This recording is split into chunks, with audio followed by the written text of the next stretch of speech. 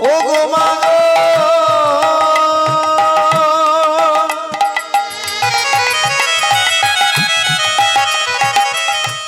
ও গো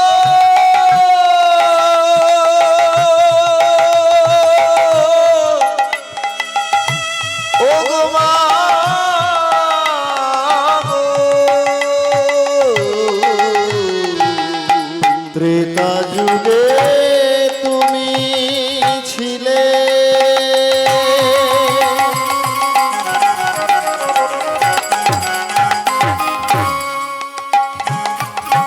কই কই মাতা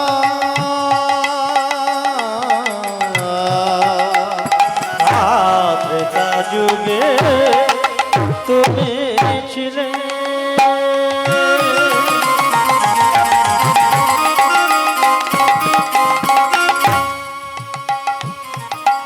কই কই মাতা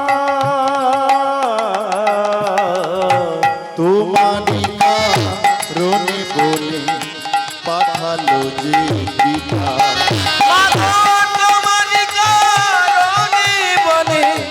পাঠালো যে পিতা তোমারি কারণে বলে পাঠালো যে পিতা কাদালে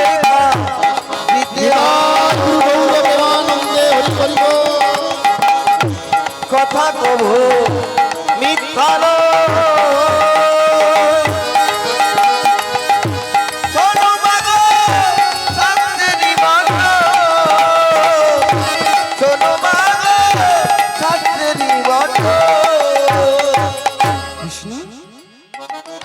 আমি কাঁদিয়েছি, আমি দুঃখ দিয়েছি। হ্যাঁ মা, তুমি এই যুগে দুঃখ দাওনি, ত্রেতা যুগে তুমি ত্রেতা যুগে কাঁদিয়েছিলে মা। তুমি ছিলে আমার মাতা কইকেই। জানো মা, আমার জন্মদাত্রী মাতা কৌশল্যার থেকেও তুমি অধিক গুণী আমাকে বেশি ভালোবাসতে। জানো সেই দিনের ঘটনা, তুমি মনে করো সেই দিনের ঘটনা যেদিন রামচন্দ্র রাজা হবে, তার পূর্বের দিন সন্ধ্যেবেলা রামচন্দ্র রাজা হবে বলে সবার মনে কত আনন্দ। অযোধ্যায় রামকে ভালোবাসতো না এমন কেউ ছিল না, সবাই প্রাণের থেকেও বেশি রামকে ভালোবাসতো। ওই রাম যে কে, কেন সে এত ভালো, তার কথার মধুরতা এত কি করে ভালো হতে পারে, তার ব্যবহার এত ভালো কি করে হয়, এই সমস্ত খোঁজ খবর না রেখে সবাই জানতো রাম ভীষণ ভালো ছেলে। রামের সুখে সবাই সুখী হতো, রামের দুঃখে সবাই দুঃখী হতো।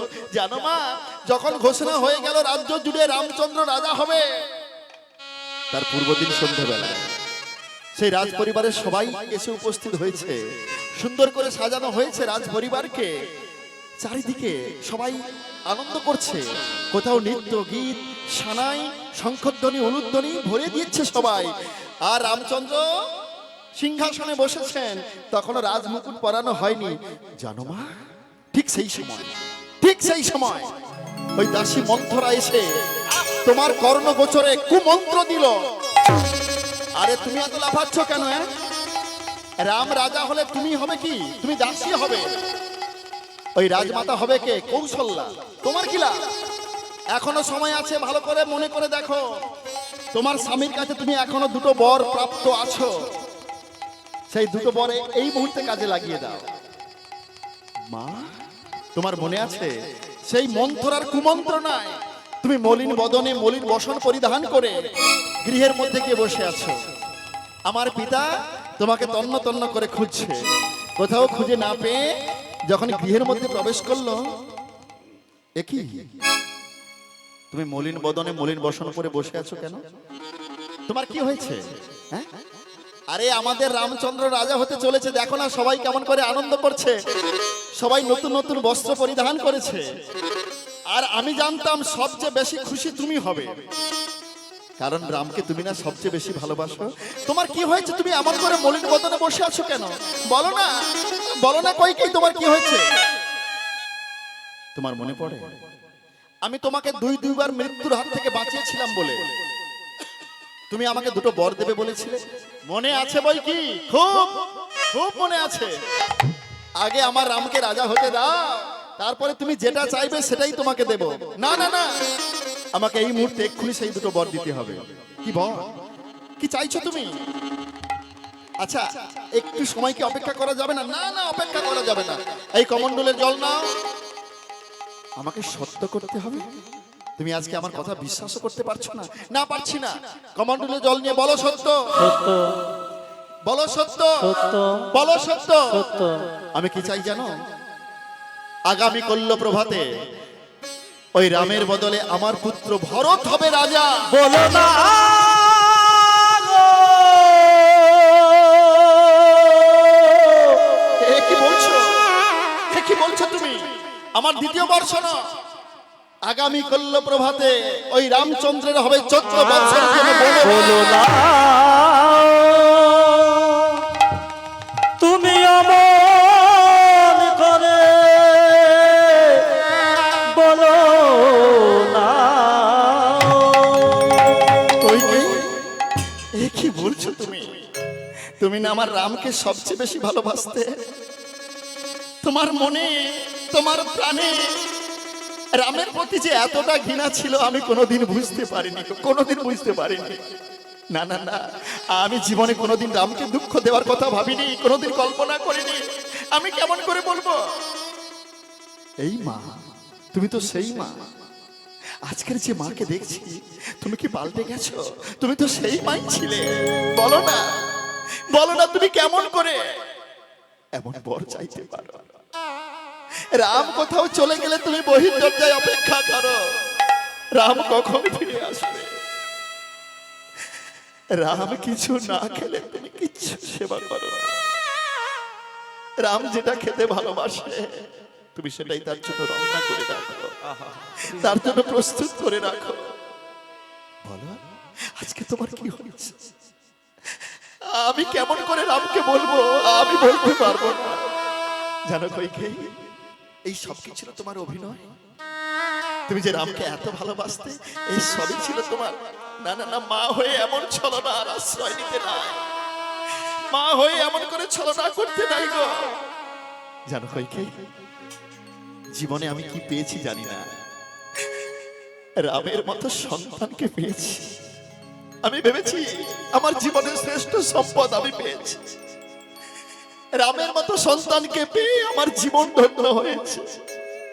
জানো, রাম যখন আমাকে বাবা বলে ডাকে, আমি জীবনের সমস্ত দুঃখ ভুলে যাই। রামকে কোনোদিন আমি বিন্দু মাত্র দুঃখ কষ্ট দিতে চাই না। আমি কেমন করে বলবো রাম তোমার বদলে ভরত হবে রাজা, আর তোমাকে এই রাজ ঐশ্বর্য ত্যাগ করে, রাজ্য সুখ ত্যাগ করে 14 বৎসরের জন্য বনবাসে যেতে হবে। ঠিক সেই সময় রামচন্দ্র দরজার আড়াল থেকে সব শুনলেন। গৃহের মধ্যে প্রবেশ করে দেখছে, বাবা তুমি কাঁদছো? বাবা তোমার চোখে জল? না না বাবা, দেখো বাবা, তুমি তুমি আমি থাকতে থাকতে কোনোদিন তুমি চোখের জল ফেলবে না বাবা। আমি সব সহ্য করতে পারি বাবা, তোমার চোখের জল আমি সহ্য করতে পারি না বাবা। আমি সব শুনেছি। মায়ের যখন ইচ্ছে, মা যখন চাইছে, তুমি যখন সত্য করেছো, একজন পুত্র হয়ে সত্য রক্ষা করা, পিতার সত্য রক্ষা করা প্রথম কর্তব্য হওয়া উচিত। আমি বাবা সেই কর্তব্য রক্ষা করার জন্য 14 বছরের জন্য বনবাসে চলে যাব। ভক্তমণ্ডলী মায়ের, কৃষ্ণ বলছে, মা তোমার মনে আছে সেদিনের কথা? তুমি বিনা অপরাধে বিনা দোষে ওই ত্রেতা যুগে রামচন্দ্রকে বনবাসে পাঠিয়েছিলে। সেজন্যই তোমাকে এ জীবনে এত দুঃখ, এত কষ্ট, এত যন্ত্রণা সহ্য করে কংসের কারাগারে থাকতে হলো। কৃষ্ণ, কি বলছিস বাবা? হ্যাঁ মা, কৃষ্ণ বলতে পারিস বাবা? জন্মের পরে তোকে একটিবারের জন্য আমি কোলে করে মাতৃত্বের স্বাদটা পেলাম না রে। তুই আমাকে ছেড়ে নন্দালয়ে চলে গেলি। তোকে একটিবারের জন্য বুকে জড়িয়ে ধরে মাতৃত্বের সুখটা পেলাম না। শুধু কি তাই, তুই আমার স্তনদুগ্ধ পর্যন্ত পান করলি না। বল কৃষ্ণ, তুই আমার স্তনদুগ্ধ কেন পান করলি না? মা, এটাও তোমার কর্মফল। কি বলছিস বাবা? হ্যাঁ মা, আমি যখন বনবাসে যাওয়ার জন্য রওনা হলাম, আমার সঙ্গে আমার অনুজ লক্ষণ এবং সীতা দেবীকে নিয়ে আমি যখন বনবাসে চলে যাব, এমন সময় আমার মাতা কৌশল্যা আমি চলে যাব বলে ঘন ঘন মূর্ছিত হয়ে পড়ে যাচ্ছে, আর চোখের জলে বক্ষটা ভেসে যাচ্ছে। এক বাটি দুগ্ধ নিয়ে দরজার সম্মুখে দাঁড়িয়েছি আমাকে দুগ্ধ পান করাবে বলে। জানো জানো মা, আমি যখন দুগ্ধটা পান করতে গেলাম, তুমি ছুটে এসে সেই দুগ্ধের বাটিখানা ঠেলে ফেলে দিলে। তুমি সেদিন আমার বদন থেকে দুগ্ধ কেড়ে নিয়েছো মা। তাই এই জীবনে আমি তোমার সন্তান হয়েছি, তোমার স্তনদুগ্ধ পান করিনি মা। আমি তোমার স্তনদুগ্ধ পান করিনি। জানো মা, শুনবে, ওই 14 বছর বনবাসে থাকার পরে আমি যখন ফিরে এলাম, সেদিনও তুমি ছিলে গৃহের এক কোণে। আমার পিতাকে আমি তখন হারিয়েছিলাম। জানো মা, প্রথমে তোমার সঙ্গেই দেখা করতে গেলাম। আমি গৃহের মধ্যে গিয়ে যখন তোমাকে আমি প্রণাম করতে গেলাম, তুমি আমাকে জড়িয়ে ধরে বললে, রাম, আমি অন্যায় করেছি, বনবাসে পাঠিয়ে অপরাধ করেছি, পাপ করেছি, আমাকে ক্ষমা করে দাও রাম। মা, এ কি বলছো তুমি? না না, তুমি এমন করে আমার সম্মুখে করজোড়ে করে, না না, এটা ঠিক হচ্ছে না। রাম, আজকে তোমার কাছে আমি একটা জিনিস চাইবো, তুমি আমায় দেবে? মা, বলো তুমি কি চাও?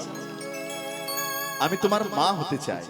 এই জীবনে তুমি আমাকে মা বলে ডেকেছো, কিন্তু গর্ভে ধারণ করতে পারিনি, কিন্তু আমি তোমাকে গর্ভে ধারণ করতে চাই। ঠিক আছে মা, আগত দাপর যুগে আমি তোমার গর্ভে জন্মগ্রহণ করব, কথা দিলাম। কৃষ্ণ বলছে, জানো, আমি তোমাকে সেদিন কথা দিয়েছিলাম বলে এই জীবনে তোমার গর্ভে জন্মগ্রহণ করেছি, কিন্তু তোমার স্তনদুগ্ধ পান করিনি। ভক্তমণ্ডলী মায়েরা, ভগবান কৃষ্ণচন্দ্র কত শিক্ষা দিলেন দেখুন আমাদের। আমরা এটা অনেকেই জানি, বর্তমানে আগেকার দিনে শুনেছিলাম, এগুলো তো বিভিন্ন সময়ে নিউজে দেখা যায়, পাশ্চাত্য দেশে অনেক দিদি ভাইরা, অনেক মায়েরা নিজেদের শরীর নষ্ট হয়ে যাবে বলে সন্তানকে স্তনদুগ্ধ দেয় না। ইচ্ছাকৃতভাবে স্তনদুগ্ধ দেয় না সন্তানকে, শরীরটা খারাপ, নষ্ট হয়ে যাবে, দেখতে ভালো লাগবে না বলে। কিন্তু দুঃখের বিষয়, আমাদের ভারতবর্ষেও সেটা প্রবেশ করেছে। বিভিন্ন, বিশেষ করে উন্নত যে সমস্ত জায়গাগুলোকে উন্নত বলা হয়, মানে শহরাঞ্চলে অনেক মায়েরা রয়েছে ইচ্ছাকৃতভাবে স্তনদুগ্ধ দেয় না সন্তানকে। ভগবান কৃষ্ণচন্দ্র জানতে পেরেছিলেন, তাই সেই দিন এমন শিক্ষা দিলেন, বলতে শুনে রেখো, আমিও যেমন আমার মা আমার বদন থেকে দুগ্ধ কেড়ে নিয়েছে বলে আমি দুগ্ধ পান করিনি, তোমরাও যদি কোনোদিন তোমাদের সন্তানকে ইচ্ছাকৃতভাবে স্তনদুগ্ধ না দাও, কোনোদিন আর ওই সন্তানকে দুগ্ধ দান করতে পারবে না। আর আমার মনে হয় কোনোদিন মা হবে কিনা সন্দেহ আছে। কৃষ্ণ বলছে, জানো মা, সেদিন কৌশল্যা মাঝে আমার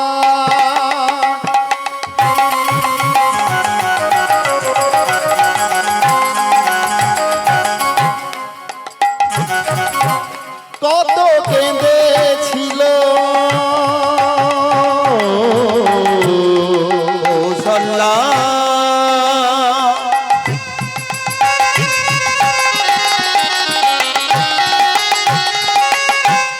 মাঝে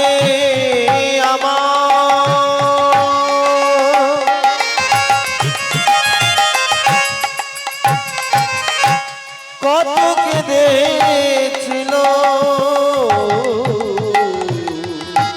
কৌশল্যা মাঝে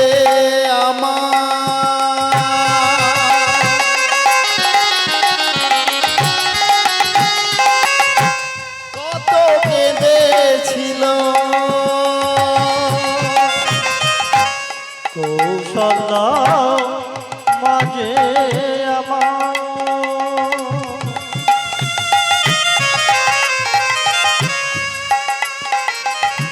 কতই কেঁদেছিল,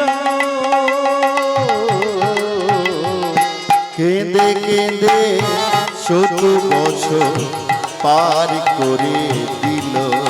আজ কেঁদে কেঁদে 14 বছর পার করে দিল, কেঁদে কেঁদে 14 বছর পার করে দিল। আজ কেঁদে কেঁদে 14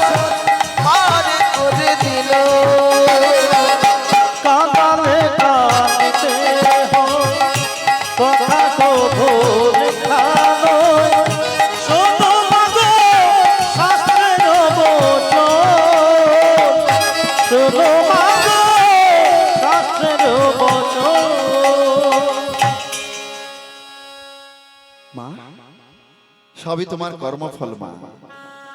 ভক্তমণ্ডলী মায়েরা, এই জগতে যা কিছু হচ্ছে সবই আমাদের কর্মফল।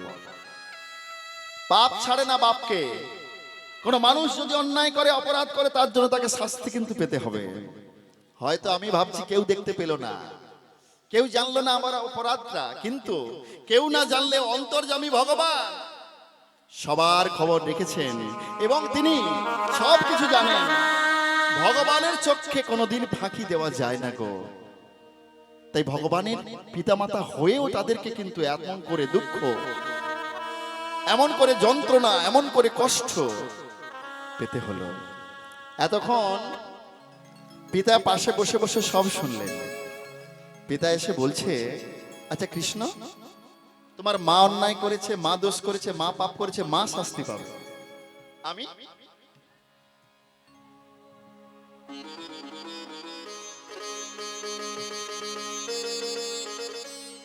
আমি আমি তো তোমার বাবা। বলো বলো কৃষ্ণ, আমি কি অন্যায় করেছি? আমি কি দোষ করেছি? তোমার মায়ের সঙ্গে আমাকেও কেন ওই কংসের কারাগারে থাকতে হলো, এমন করে যন্ত্রণা পেতে হলো? শুধু কি তাই, বক্ষের উপরে পাষাণ চাপানো থাকলো? বলো কৃষ্ণ, আমি কি অপরাধ করেছি? বাবা, তুমি অন্যায় করেছো বাবা, তুমিও পাপ করেছো। কি পাপ করেছি আমি? তুমি কি পাপ করেছো জানো বাবা? এই যুগে নয়, সেই ত্রেতা যুগে তুমি ছিলে আমার পিতা দশরথ। একদিন মৃগয়া করতে গিয়েছিলে গভীর জঙ্গলে। মৃগয়া করতে গিয়ে কিছুক্ষণ পরিশ্রান্ত হয়ে একটি বৃক্ষের তলায় বিশ্রাম করছো, আর এমন সময় তুমি শুনতে পেলে ওই সরোবরে কোনো হরিণ কিংবা হরিণী জলপান করছে। তাই দূর থেকে একটি শব্দভেদী বাণ নিক্ষেপ করলে। সেই বাণটি এসে যার বক্ষ বিদীর্ণ করে প্রবেশ করলো, সে ছিল না কোনো হরিণ কিংবা হরিণী, সে ছিল একটা মানব শিশু। যখনই তার বক্ষটা তীরবিদ্ধ হয়েছে, চিৎকার করে ডাকলো, মা মা গো।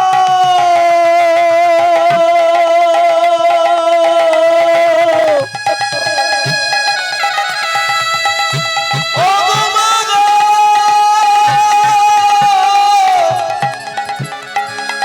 ও গো মা।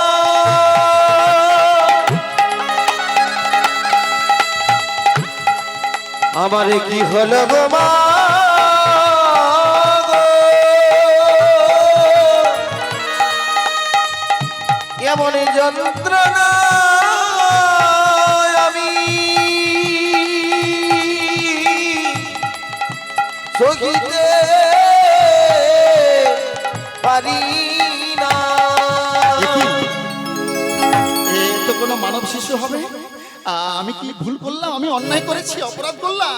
ছুটতে ছুটতে যখন তুমি এলে বাবা, দেখছো ওই সরোবরের কূলে একটা সুন্দর সন্তান, বক্ষটা তার রক্তে রাঙা হয়ে গেছে, ধুলোর ধরনির উপরে গড়াগড়ি খাচ্ছে আর চিৎকার করে মা মা বলে ডাকছে। বাবা, ওই সন্তান যখন মৃত্যু যন্ত্রণায় ছটফট করছে, তুমি ছুটে গিয়ে সেই সন্তানের মস্তকটিকে কোলে করে বলছো, কে তুমি? সুন্দর সন্তান গো, কত সুন্দর দেখতে তোমাকে, তুমি কোন বাড়ি? রাজা মশাই, আপনি আপনি আমাকে তীরবিদ্ধ করেছেন।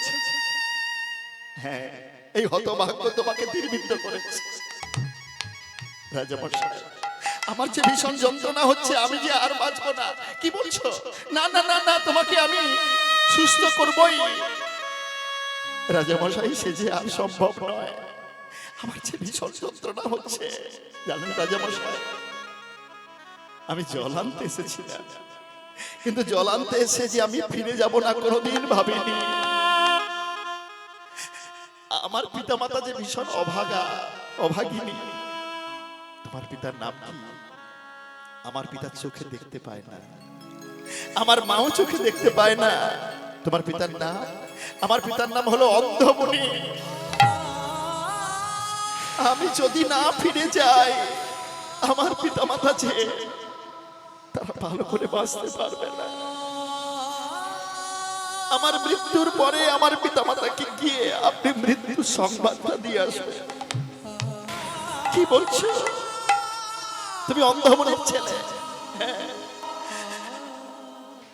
রাজার কোলে মস্তক খানা রেখে সিন্ধু শেষ নিঃশ্বাস ত্যাগ করল। সিন্ধুর সেই মৃতদেহকে নিয়ে রাজামশাই কাঁদতে কাঁদতে, আমি একজন মানুষ কিন্তু এখনো পর্যন্ত পিতা হতে পারলাম না, কোন সন্তানকে জন্ম দিতে পারলাম না, কিন্তু আমি একটা সন্তানের প্রাণ হরণ করেছি। দয়াময়, আমি কেমন করে এমন পিতামাতার সম্মুখে গিয়ে দাঁড়াবো? কাঁদতে কাঁদতে অন্ধমণির দুয়ারের সামনে এসে যখন উপস্থিত হয়েছে, অন্ধমণি ভেবেছে এই বুঝি আমাদের সিন্ধু ফিরে এসেছে। সিন্ধু, ফিরে এসেছিস বাবা? তুই আজকে অনেক বিলম্ব করলি, আমার ভীষণ তৃষ্ণা পেয়েছে, তুই আমায় জল দে বাবা, আমি যে আর পিপাসা সহ্য করতে পারছি না। কে জল দেবে? রাজামশাই বলছে, কে জল দেবে? যে জল আনার জন্য গিয়েছিল সে যে আর কোনোদিন তোমার জন্য জল আনবে না। আমি কেমন করে এই নিষ্ঠুর সত্যটা প্রকাশ করব এই অন্ধ মানুষের সামনে? মা আমার গৃহের মধ্য থেকে বেরিয়ে বলছে, সিন্ধু বাবা, তুই আজকে বিলম্ব করলি, আজকে দেরি করলি কেন? তোর পিতা কতক্ষণ ধরে জল চাইছে, জল দে বাবা। কোনো কথা বলছিস না কেন রে সিন্ধু? বুঝেছি অভিমান করেছিস না। না রে বাবা, এই অন্ধ পিতা মাতার উপরে কোনোদিন অভিমান করে থাকতে হয়? আমি জানি তোকে দুবেলা ঠিক মতো সেবা দিতে পারি না, কি করবি বল? তুই যে যেমন ভাগ্য করেছিস অন্ধ পিতা মাতার কাছে এসেছিস, আমি জানি তোকে ঠিক মতো পরনে পোশাক দিতে পারি না, ঠিক মতো বসন দিতে পারি না রে। তা বলে তুই এমন করে কথা না বলে থাকলে আমরা যে স্থির থাকতে পারি না। সিন্ধু, রাজামশাই থাকতে না পেরে সিন্ধুর মৃতদেহটাকে নিয়ে গিয়ে অন্ধমণির কোলে দিয়েছে। এই আপনাদের সন্তানকে নেন। কি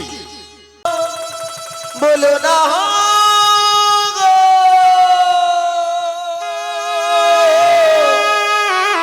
আপনি কে? আপনি যেই হন, আজকে আপনাকে আমি অভিসম্পাদ করছি। আপনি যেমন করে আমার সন্তানকে তীরবিদ্ধ করে হত্যা করেছেন, তার জন্য এই জীবনে এই সন্তানের জন্য একদিন প্রাণ হারাতে হবে। বলো না, বলো না। শুধু তাই নয়, আগত দাপর যুগে এই সন্তানকে হত্যা করার জন্য কংসের কারাগারে থাকতে হবে, বক্ষের উপরে পাষাণ চাপানো থাকবে। আমি সহিতে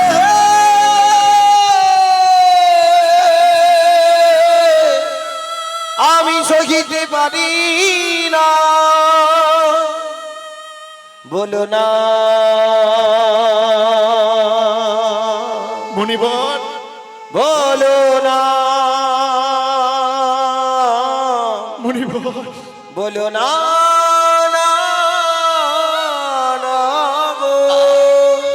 আমি অন্যায় করেছি, আমি অপরাধ করেছি। আপনি কে? আমি হলাম রাজা দশরথ। রাজামশাই, রাজামশাই, আপনাকে আমি অভিসম্পাদ করে দিলাম না জেনে। আপনার অভিশাপ আমি মাথা পেতে নিলাম। জানেন রাজামশাই, এই জীবনের সবচেয়ে বড় শক্তি, এই পৃথিবীতে মানুষ যত শোক পায়, যত দুঃখ পায়, যত কষ্ট পায়, যত যন্ত্রণা পায়, সবচেয়ে বড় শোক হলো পুত্র শোক। যদি কোনোদিন পিতার পূর্বে পুত্র মারা যায়, জানেন সে দুঃখ কেমন হয়? যদি কোনোদিন পিতার পূর্বে পুত্র চলে যায়, কোন মায়ের আগে সন্তান, মায়ের কোলে সন্তান চলে যায়, জীবনে এমন দুঃখ, এমন শোক কোনো কিছুই হতে পারে না। রাজামশাই, জানেন সবচেয়ে ভারী বোঝা কি? এই জগতে মানুষ যত বোঝা বহন করে, সবচেয়ে ভারী বোঝা কি জানেন? যদি কোনোদিন কোনো পিতার পূর্বে পুত্র মারা যায়, কোন পিতা থাকাকালীন তার কোলে যদি কোন পুত্রকে হারাতে হয়, সেই পুত্রকে কাঁধে করে যদি কোনোদিন কোনো পিতা শ্মশান ঘাটে যায়, জানেন রাজামশাই, সেই বাবা জীবনে যত বোঝা বহন করেছে, এমন ভারী বোঝা কিছু হতে পারে না। ওই মৃত পুত্রকে কাঁধে করে যখন শ্মশান ঘাটে যায় তখন মনে হয় এক পা এগোলে যেন 5 পা পিছিয়ে আসে। রাজামশাই, একটু আগেই আমার এই ছেলেটা আমাকে বাবা বাবা বলে ডাকতে ডাকতে গেল জল আনতে। মা সিন্ধুর বক্ষ মাঝে ঝাঁপিয়ে পড়ছে। সিন্ধু, একবার ডাক বাবা। আমি কেমন করে বাঁচবো তোকে ছাড়া? জীবনে এত দুঃখ পেয়েছি, এত যন্ত্রণা পেয়েছি। রাজামশাই, আমার এই সিন্ধু যখন আমার কাছে এসে আমার গলা জড়িয়ে ধরে মা মা বলে ডাকতে ডাকতে আমার মুখ চুম্বন করে না, জীবনে পরম প্রাপ্তি আমি লাভ করি, জীবনে পরম সুখ আমি অনুভব করি। একটু আগে আমাকে মা মা বলে গলা জড়িয়ে ধরে ডাকতে ডাকতে জল আনতে গেল। আমি কেমন করে থাকবো রাজামশাই, বলতে পারেন? আজকে আপনি একটা প্রাণ নয়, একসঙ্গে 3টে প্রাণ হেরে নিলেন। এই সন্তানের জন্য আমাদের দুজনেরও মৃত্যু হবে। বাবা, কৃষ্ণ বলছে বসুদেবকে, বাবা তোমার মনে আছে বাবা, সেই অপরাধের জন্য সেই অন্ধমনির পুত্র সিন্ধুকে হত্যা করেছিলেন বলে এ জীবনে তোমাকেও এত দুঃখ পেতে হলো বাবা, তোমাকে কংসের কারাগারে থাকতে হলো। আর যেমন করে সিন্ধুর বক্ষ মাঝে আপনি তীরবিদ্ধ করেছেন, আপনার বক্ষের উপরে পাষাণ চাপানো থাকলো বাবা। ভক্তমণ্ডলী মায়ের, এই জায়গায় ভগবান কৃষ্ণ আমাদের শিক্ষা দিলেন। ভগবানের পিতামাতা হয়ে যদি অন্যায় করলে তাদেরকে শাস্তি পেতে হয়। আমরা যদি অন্যায় করি, আমরা যদি পাপ করি, আমাদের শাস্তি তো অবশ্যই পেতে হবে গো। হ্যাঁ, পাপ ছাড়ে না বাপকে। প্রত্যেকটা কর্মের ফল আমাদের পেতে হয়। ভালো কর্মের ভালো ফল, খারাপ কর্মের খারাপ ফল। ফল কিন্তু তোমাকে পেতে হবেই হবে। এই ফল থেকে রেহাই পাওয়া যাবে না। যদি কোনোদিন কাউকে অপমান করেন, যদি কোনোদিন কাউকে দুঃখ দেন, যদি কোনোদিন কাউকে ঠকান, অনেক বেশি ঠকতে হবে, অনেক বেশি দুঃখ পেতে হবে, অনেক বেশি যন্ত্রণা পেতে হবে, অনেক বেশি অপমানিত হতে হবে। সেই জন্য আমরা যদি কোনোদিন কাউকে এমন প্রতিজ্ঞা করি, জ্ঞান তো কোনোদিন মানুষকে দুঃখ দেব না, কষ্ট দেব না, যন্ত্রণা দেব না, আপনিও কিন্তু দুঃখ পাবেন না, যন্ত্রণা পাবেন না, কষ্ট পাবেন না। এই জীবনে যা কিছু পাচ্ছি সবই আমাদের কর্মফল, সব কর্মফল। বাবা মা, আর কাঁদতে হবে না, চলো চলো চলো, আমি তো এসেছি, রাজপরিবারে ফিরে যাই, চলো। কৃষ্ণ বলরাম পিতামাতাকে চোখের জল মুছিয়ে বলছে, চলো বাবা, মামা কংসকে নিধন করেছি তো এবারে রাজ্যের দায়িত্ব নিতে হবে। রাজপরিবারে ফিরে এসে দাদু উগ্রসেনকে রাজা করালেন। দাদু উগ্রসেনকে রাজা করিয়ে পিতামাতা মনে মনে ভাবছে, এই 2 সন্তানের কি করে মঙ্গল করা যায়। ভক্তমণ্ডলী মায়েরা, এই জগতে আমরাও দেখেছি যারা যারা পিতামাতা হয়েছেন, পুত্রের মঙ্গল কামনা সর্বদাই কিন্তু করেন। দৈব কি বসুদেবে চিন্তা মনে মনে, দৈব কি বসুদেব চিন্তে মনে মনে, দৈব কি বসুদেবে চিন্তে মনে মনে, দৈব কি বসুদেব চিন্তে মনে মনে। রামকৃষ্ণের মঙ্গল হইবে কেমনে, ওই রামকৃষ্ণের মঙ্গল হইবে কেমনে, রামকৃষ্ণের মঙ্গল হইবে কেমনে, রামকৃষ্ণের মঙ্গল হইবে কেমনে, কেমনে হইবে, কেমনে হইবে, কেমনে হইবে, কেমনে হইবে, রামকৃষ্ণের মঙ্গল কেমনে হইবে, ওই রামকৃষ্ণের মঙ্গল কেমনে হইবে, রামকৃষ্ণের মঙ্গল কেমনে হইবে, রামকৃষ্ণের মঙ্গল, কেমনে হইবে, রামকৃষ্ণের মঙ্গল, কেমনে হইবে, কেমনে হইবে, কেমনে হইবে, ওই রামকৃষ্ণের মঙ্গল কেমনে হইবে, রামকৃষ্ণের মঙ্গল কেমনে হইবে। পিতামাতা দুজনে ভাবছে, আমার এই 2 সন্তানের মঙ্গল কিসে হয়। তাই গুরুদেবকে ডেকে পাঠালেন। গুরুদেবকে না, কুলগুরু কুলপুরোহিত গর্গাচার্য মুনি।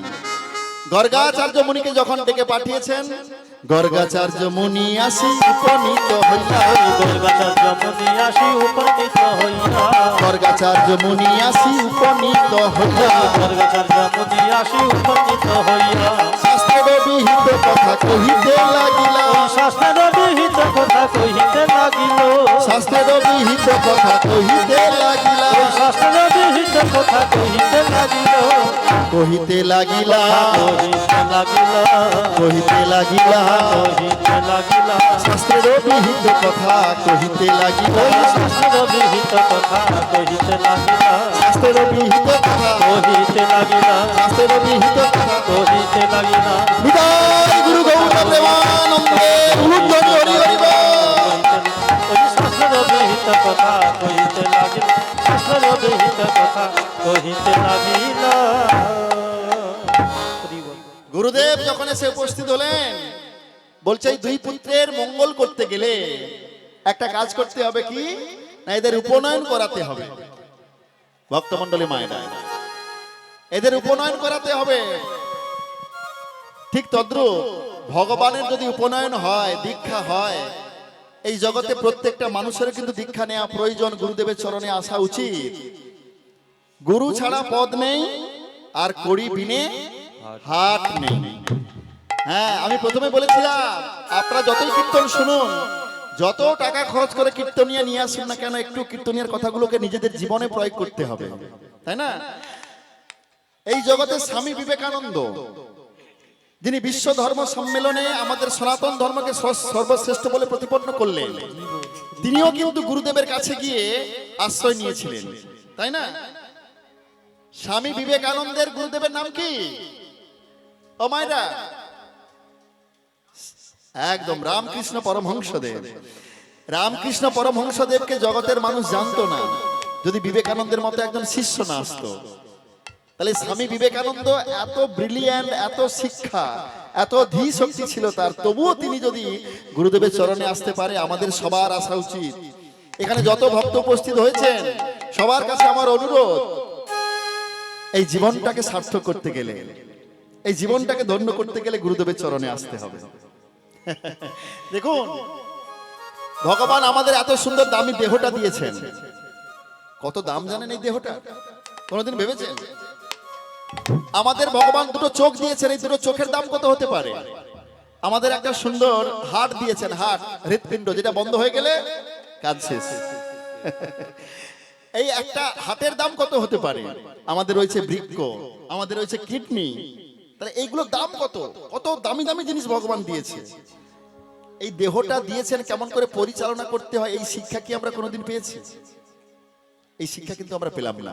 হ্যাঁ, স্কুল, কলেজ, ইউনিভার্সিটিতে শিক্ষা যেখানে দেওয়া হয়, এই শিক্ষা কিন্তু দেওয়া হয় না তুমি সকালে উঠে কি করবে, সকালে উঠে কি করা উচিত, তোমার জীবনটা কি করে সুন্দর করে উঠবে, তোমার জীবনটা কি করে সৌন্দর্যতায় পরিণত হবে, এই শিক্ষা কিন্তু দেওয়া হয় না গো।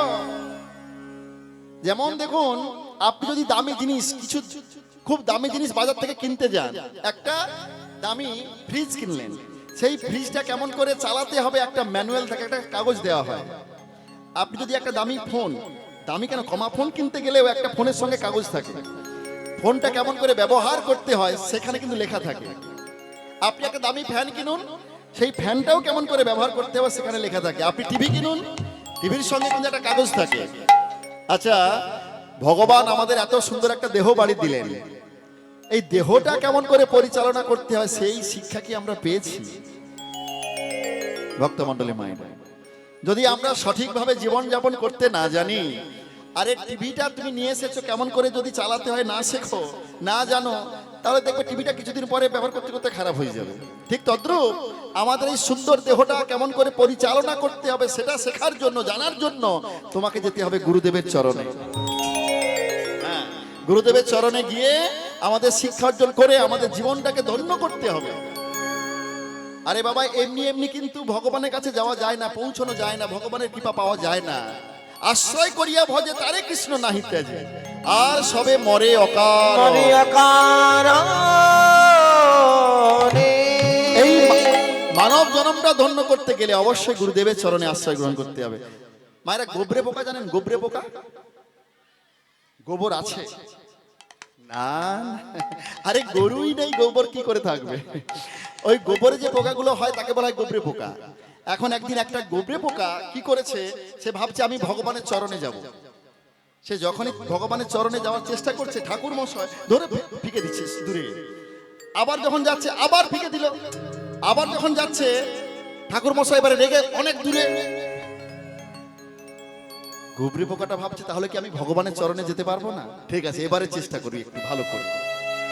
সে ঠাকুর মশাইয়ের পেছন থেকে গিয়ে ওই চরণের কাছ থেকে এসে ফুলের সাজি যেখানে রাখা হয় না, ওই ফুলের সাজির মধ্যে একটা ফুলের মধ্যে গিয়ে প্রবেশ করেছে। আর সেই ফুলটাকে নিয়ে ঠাকুর মশাই গোবিন্দায় নম বলে ভগবানের চরণে দিল। দেখুন, ওই গোবরে পোকার কোনো ক্ষমতা নেই ভগবানের চরণে যাওয়ার। যখনই ফুলকে আশ্রয় করলো, ঠিক তদ্রূপ আমাদেরকে গুরুদেবের চরণকে আশ্রয় করতে হবে। আচ্ছা আচ্ছা, ঠিক আছে ঠিক আছে। তাই আমাদেরও উচিত এমন করে আশ্রয় গ্রহণ করা ভক্তমণ্ডলী মায়েরা। তাই আমাদের, আরে দেখুন না, রামকৃষ্ণ পরমহংসদেব কত সুন্দর কথা বললেন। একটা বড় জাহাজ, একটা জাহাজ কোনোদিন সে সমুদ্র পাড়ি দিতে পারে, কিন্তু একটা ছোট ডিঙি নৌকো সে কি যেতে পারবে? সমুদ্র পাড়ি দিতে পারবে কি? পারবে না। তিনি বললেন যে একটা যদি বড় জাহাজের সঙ্গে ডিঙি নৌকোকে বেঁধে দেওয়া যায়, জাহাজ যত দূর যাবে ওই ডিঙি নৌকোটিও কিন্তু ঠিক তত দূর যাবে। গুরুদেব হলেন জাহাজ, আমরা হলাম ডিঙি নৌকো। তাই গুরুদেবের সঙ্গে আমাদের সম্বন্ধ করতে হবে, একটা লিঙ্ক করতে হবে, একটা সম্বন্ধ স্থাপন করে গুরুদেবকে পিতা বলে সম্বোধন করে তার চরণে জীবন মন প্রাণ অর্পণ করে আপনার জীবনটাকে পরিচালিত করার চেষ্টা করুন, দেখবেন জীবন ধন্য হয়ে যাবে। হ্যাঁ, জীবনে যদি এমন মানুষ কোনোদিন দেখতে পান যাকে দেখলে আপনার অন্তরে ভক্তি আসবে, যাকে দেখলে আমার অন্তরের মধ্যে শ্রদ্ধার মানসিকতা জাগরিত হবে, যাকে দর্শন করলে মনে হবে একবার ছুটে গিয়ে তার চরণটা জড়িয়ে ধরি, যাকে দেখলে মনে হবে তার মুখে রয়েছে, তার বদনে রয়েছে অনাবিল একটা সুখের ম্লান হাসি, যিনি জড়জাগতিক বিষয়ের মধ্যে কোনোদিন গুরুত্ব না দিয়ে সর্বদা সর্বক্ষণ ভগবানের চিন্তনে মগ্ন থাকেন, যার চিত্তটা এই জড়জাগতিক বিষয়ের মধ্যে চঞ্চলিত হয় না, যার মন প্রাণ গোবিন্দের চরণে অর্পণ করা থাকে, এমন মানুষ যদি কোনোদিন সামনে পান, ছুটে গিয়ে তার চরণ জড়িয়ে ধরুন, চরণ জড়িয়ে ধরে বলুন আমাকে আপনার চরণে ঠাঁই দেন, দেখবেন জনম ধন্য হয়ে যাবে। ভক্তমণ্ডলী মায়েরা, তাই এখানে যতজন উপস্থিত হয়েছেন আমি অনুরোধ করব, যিনারা এখনো পর্যন্ত গুরুদেবের চরণে আশ্রয় নিতে পারেন না, নিয়ে দেখুন, করে দেখুন। জীবনের মূল্য তখনই অনুভব করতে পারবেন, জীবনের গুরুত্ব তখনই বুঝতে পারবেন গুরুদেবের চরণে আসার পরবর্তী সময়। এই জন্য দেখা যায় এখন বর্তমানে ভক্তের সংখ্যা বেড়েছে, এখন হরিবাসরে জায়গা দেওয়া যায় না। এখন ছোট্ট থেকে যুবক থেকে বৃদ্ধ পর্যন্ত সবাই হরিনাম শোনে। কেন না? বুঝেছে, বুঝতে পেরেছে যে হরিনামের মধ্যে কি রতন আছে, হরিনামের মধ্যে কি আছে, কি সুধা আছে। তাই এটাকে আরো ভালো করে আস্বাদিত করতে চাইলে গুরুদেবের চরণে আসতে হবে। ভক্তমণ্ডলী মায়েরা, আপনারা সবাই জানেন এই যে সুন্দর হরিবাসর হচ্ছে, আপনাদের সেবা, আপনাদের এত পরিষেবা দেওয়ার জন্য কিন্তু আমাদের একটা জিনিস প্রয়োজন হয় খুব ভালো করে, সেটা হচ্ছে অর্থ। টাকা ছাড়া কিচ্ছু হয় না। এই সুন্দর হরিবাসরকে আপনারা যদি টিকিয়ে রাখতে চান, আরো সুন্দর হোক, আরো বড় বড় কীর্তনীয়রা এসে আপনাদের সামনে লীলা পরিবেশন করুক, আপনাদের জীবনকে আরো মধুময় করে দিক, তার জন্য কিন্তু অর্থের প্রয়োজন হয়।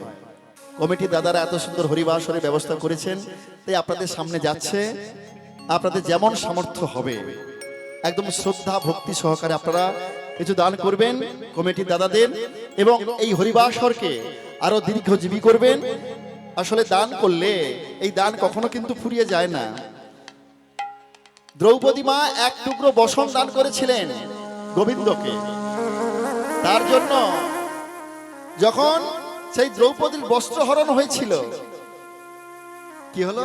দুঃশাসন টানতে টানতে মূর্ছিত হয়ে পড়লো, কিন্তু বস্ত্র টেনে শেষ করতে পারলো না। তাই আপনাদের এই দান ভগবানের চরণে ভক্ত সেবায় লাগবে, ভগবান অনেক গুণে আপনাদের চরণে ফেরত পাঠাবেন। তাই আপনারা সবাই মিলে দান করবেন। আচ্ছা দাদা, একটু আমার কাছে আসবেন, প্রথমে আমার কাছে, আমার কাছ থেকে শুরু হোক। আর আপনারা জানেন সুদামাকে মাত্র 3টে নাড়ু খাইয়েছিলেন, উপরে আসুন, 3টে নাড়ু, সুদামা কৃষ্ণকে 3টে নাড়ু খাইয়ে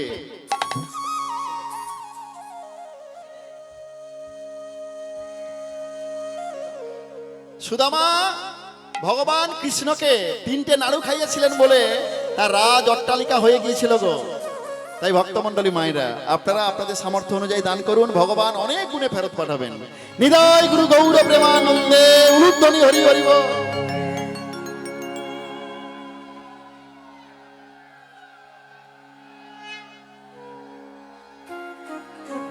জয় নিতাই। তাহলে আপনারা দান করতে থাকুন, আমরা লীলার মধ্যে প্রবেশ করছি এবং লীলাটা একটু এগিয়ে নিয়ে যাই। সময় তো খুব বেশি নয়, একদম জাস্ট আমি 8:30 অন্য একজন শিল্পী আসবে, বিশিষ্ট কীর্তনিয়া রয়েছেন আপনাদের সামনে, সুশীল রায় মহাশয়। তাই আমি আমার লীলাটাকে অবশ্যই একদম শেষের পর্যায়ে নিয়ে চলে আসবো। নিদায় গুরু গৌর প্রেমানন্দে হরি হরি বল। পিতামাতা মনে মনে ভাবছে এই দুই পুত্রে কি করে মঙ্গল করা যায়। গুরুদেবকে ডাকলেন, গুরুদেব বলছে এই দুই পুত্রের মঙ্গল কি করে হবে জানো? একটা কাজ করতে হবে। কি কাজ? এবে হবে দুই ভাই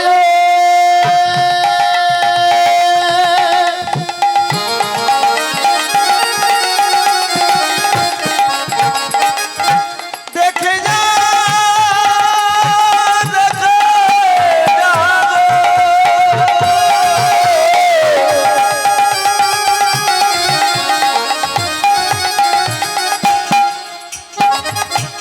আই গোরা দেখে যা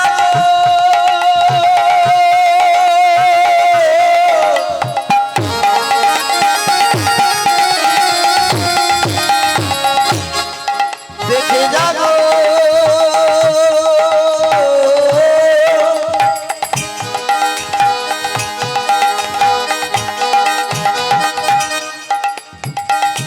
তোরা দেখে যাবো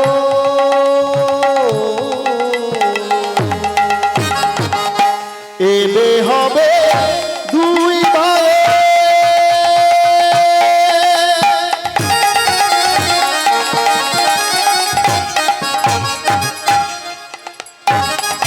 যোগই উপনয়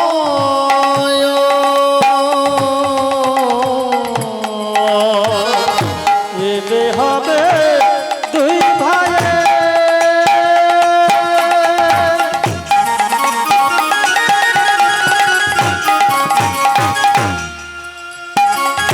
যোগ উপনয়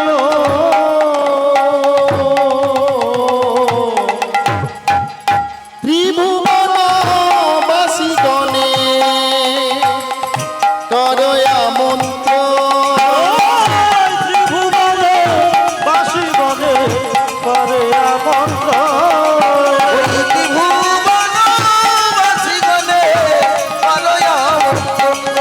ওই ত্রিভুবনে বাসি বনে করে মন্ত্র।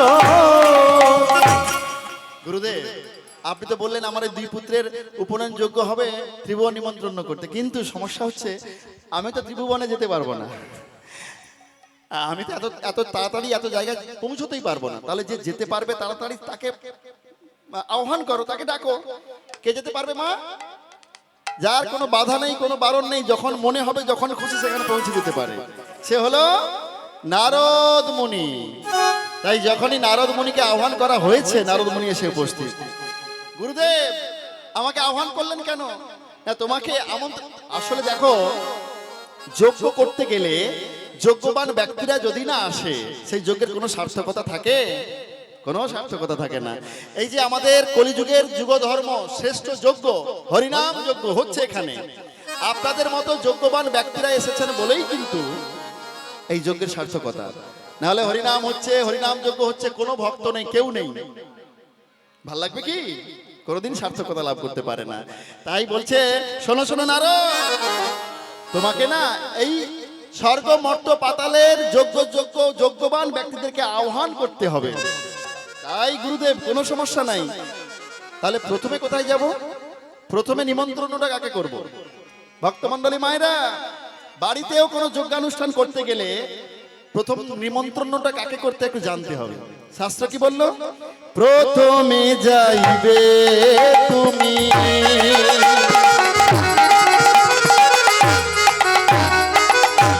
বৈষ্ণব প্রধানে,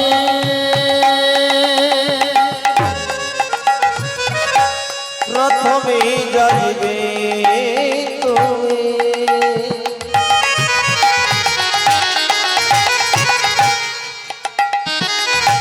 বৈষ্ণব প্রধানে প্রথমে যাইবে তুমি বৈষ্ণব প্রধানে ওই প্রথমে যাইবে তুমি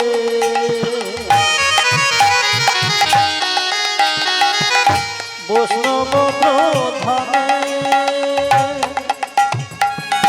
তারপরে যাবে তুমি মধুর বৃন্দাবনে তারপরে যাইবে তুমি মধুর বৃন্দাবনে তারপরে যাবে তুমি মধুর বৃন্দাবনে বৃন্দাবনে যাবে বৃন্দাবনে যাবে না রে বৃন্দাবনে যাবে তুমি বৃন্দাবনে যাবে না রে আরো বাকি রেখো তুমি বৃন্দাবনে যাবে না রে নয়নে দেখিবে যারে বৃন্দাবনে যাবে না গো সবাইকে আমন্ত্রণ করো বৃন্দাবনে যাবে না গো সবাইকে গিয়ে বলে এসো তুমি বৃন্দাবনে যাবে না রে কেউ যেন না বাদ পড়ে তুমি যায়। বৃন্দাবনে যাবে না রে সবাইকে আমন্ত্রণ করো তুমি বৃন্দাবনে যাবে না রে উদ্যমী হরি হরি বল। বৃন্দাবনে যাবে না রে বৃন্দাবনে যাবে না রে তারপরে যাবে তুমি মধুর বৃন্দাবনে তারপরে যাইবে তুমি মধুর বৃন্দাবনে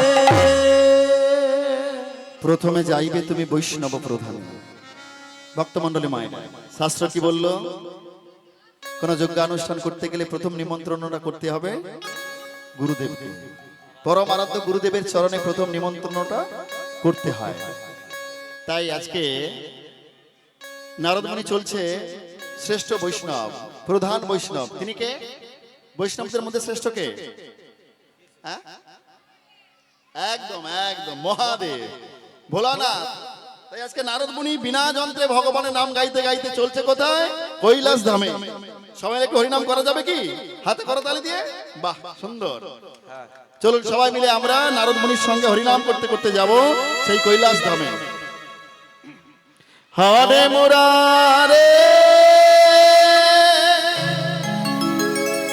মধু কৈট ভাডে গোপাল গোবিন্দ মুকুন্দ সোরে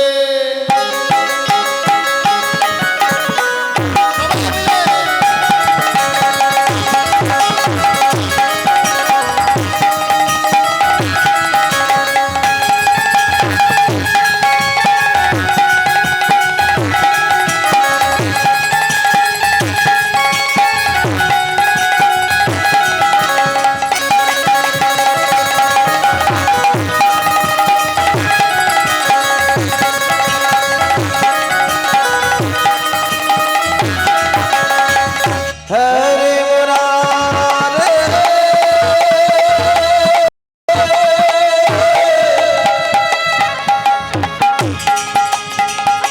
মধু কই তোমারে গোপাল গোবিন্দ মুকুন্দ সুরে হরে মুরারে মধুসূদনারে গোপাল গোবিন্দ মুকুন্দ সোরে নামে বুক ভরে যায় অভাব মেটায় নামে বুক ভরে যায় অভাব মিটায় বুক ভরে যায় অভাব মেটায় নামে বুক ভরে যায় অভাব মিটায় অভাব জাগায় মন সুখে দুঃখে নামে বুক ভরে যায় অভাব মিটায় নামে বুক ভরে যায় অভাব মিটায় স্বভাব জানায় মহা সুখে দুঃখে হরে মোরা রে মধু কল্লভারে গোপাল গোবিন্দ মুকুন্দ সোরে।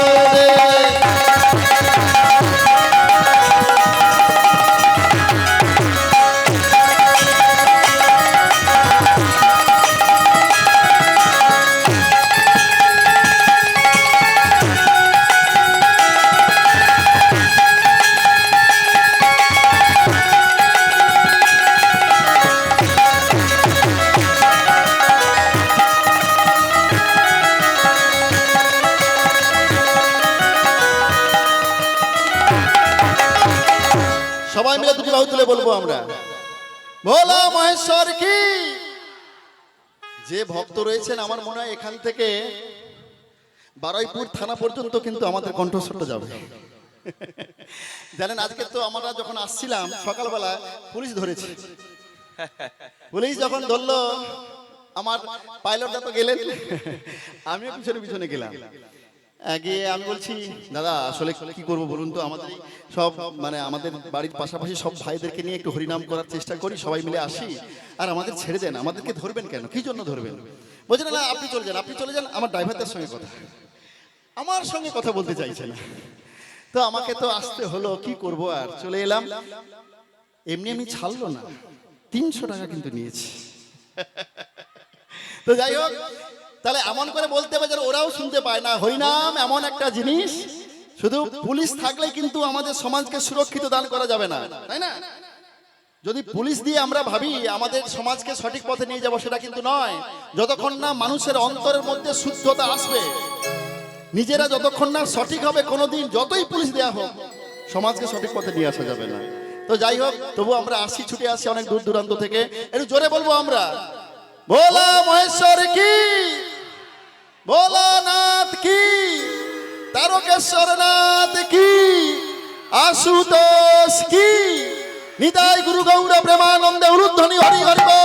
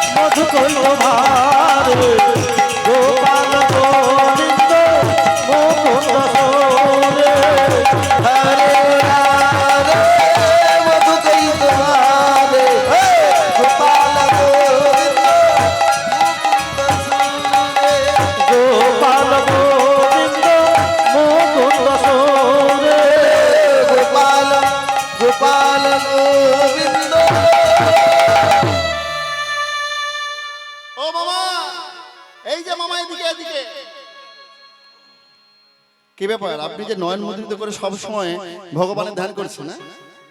নারদ এসে জিজ্ঞেস করছে, মামা সব সময় ভগবানের নাম করলে হবে, ভগবানের ধ্যান করলে হবে কেন, কি করব আর? মর্তধামে কি হচ্ছে না হচ্ছে খবর রাখতে হবে তো। ভাগ্নে তুমি তো আছো, আমার কি চিন্তা? ও আমি আছি বলে তোমার কোনো চিন্তা নাই, ঠিক আছে। শোনো মামা, ওই কৃষ্ণ বলরামের উপনয়ন যোগ্য হবে, তোমাদের সবার নিমন্ত্রণ থাকলো, তোমরা সবাই আসবে, কিন্তু তোমাদের সবার নিমন্ত্রণ থাকলো। আর শুধু নিমন্ত্রণ নয়, একদম উদর পরিপূর্ণ করে সেবার ব্যবস্থা আছে, দান দেন। হ্যাঁ হ্যাঁ হ্যাঁ, ওই কৃষ্ণ বলরামের উপনয়ন যোগ্য শেষ হয়ে গেলে যে যা চাইবে মুক্ত হস্তে দান করা হবে। আচ্ছা তাহলে ভাগ্নে আমার এই নন্দী ভেঙিকে নিয়ে যাবো? বলছে হ্যাঁ মামা নিয়ে যাবে, কোনো অসুবিধা নাই। এই ডাকিনি জুকিনিকে নিয়ে যাব? বলছে মামা নিয়ে যাবে। আসলে কি জানো তো ভাগ্নে, এরা একটু বেশি খায়। হ্যাঁ, কোনো চিন্তা নাই, কোনো চিন্তা নাই মামা, সবার জন্য সেবার ব্যবস্থা আছে। আপনারা সবাই সেবা করে যাবেন, কিন্তু সবাইকে নিমন্ত্রণ করে আজকে নারদমণি ফিরে এলেন। এরপরে যাবে কোথায়? প্রথমে যাইবে তুমি বৈষ্ণব প্রধানে, তারপরে যাইবে তুমি মধুর বৃন্দাবনে। নারদমণি বৃন্দাবন নিমন্ত্রণ করতে চলছে।